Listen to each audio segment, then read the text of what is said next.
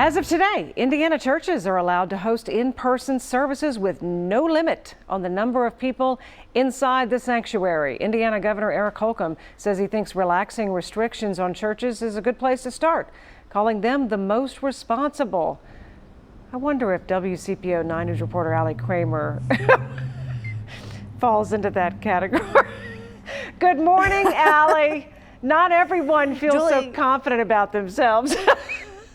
Oh my goodness, no. And I posted this on Facebook just a couple days ago. I said, hey, Indiana churches are reopening Friday. No limit on the number of people. Oh my goodness, the amount of people commenting that it's a terrible idea, that they're not going to go back to church. I mean, there were a lot of naysayers, but just because they can open in Indiana for in-person worship doesn't mean that a lot of those churches are going to do that. So we've kind of been calling around to learn, what are they doing? So some of the Catholic churches in the diocese are not going to be reopening in Indiana.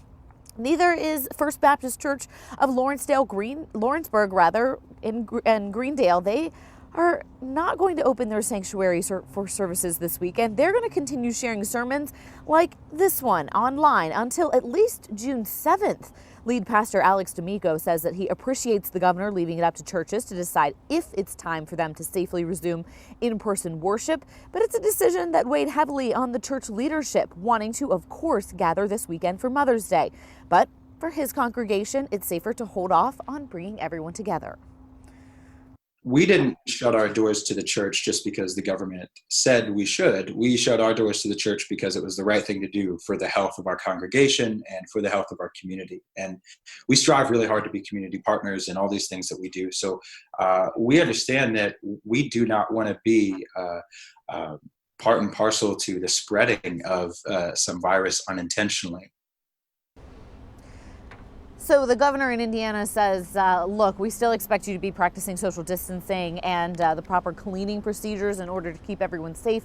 And the churches, he calls this reopening the control group. They're going to be watching to see exactly how things sort of pan out as they proceed with more reopening phases there in Indiana. And you better believe churches like this one in Covington and over in Ohio are going to be watching closely to see how things pan out in Indiana before they make any moves toward reopening themselves. For now, reporting live, Allie KRAEMER, WCPO 9 News. Part of responsibility, just because you can do it doesn't mean you should, and they're all weighing that depending on their situations. Okay, thanks.